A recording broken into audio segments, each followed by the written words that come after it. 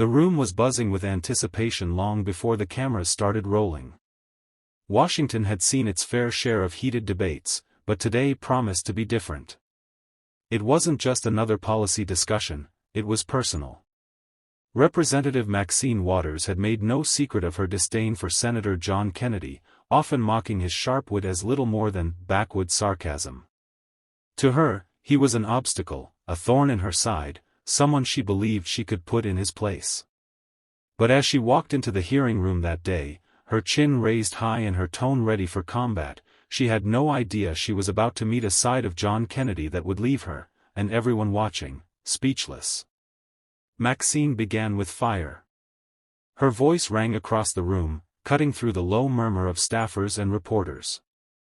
"Senator Kennedy," she said, her words dripping with disdain, "you disguise your ignorance with jokes, but this isn't a comedy club.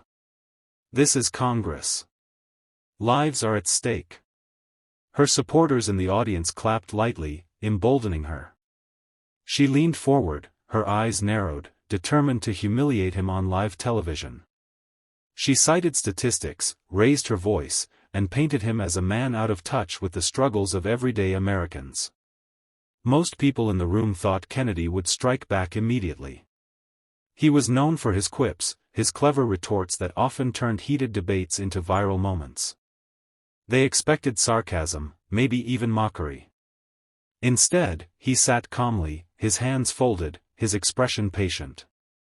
He let her finish. Every word. Every barb.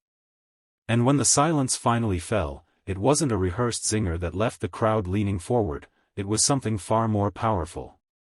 "Congresswoman," Kennedy began slowly, his Louisiana drawl steady but firm, "I may not say things the way you do. I may not sound like the experts who fill these halls with polished speeches. But don't confuse plain speaking with ignorance. I've spent my life listening to folks who don't have a microphone, who don't sit in these chambers, who can't afford to hire lobbyists to scream for them. I speak their language because I lived their life." The room shifted. People who had expected a verbal brawl suddenly felt the weight of his words. Kennedy didn't raise his voice. He didn't throw insults. Instead, he told a story. He spoke of growing up in a small town, of neighbors who worked 3 jobs just to keep the lights on, of parents who sacrificed everything so their children might have a chance at something better. He painted a picture not with statistics, but with people, real, struggling, hopeful people. Maxine tried to interject, but her interruptions only made his calm demeanor shine brighter. "You say I joke too much," Kennedy continued, his gaze fixed on her.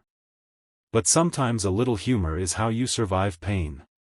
It's how you connect with people who feel forgotten. Maybe you don't understand that, but I'll tell you this, I'd rather be accused of caring.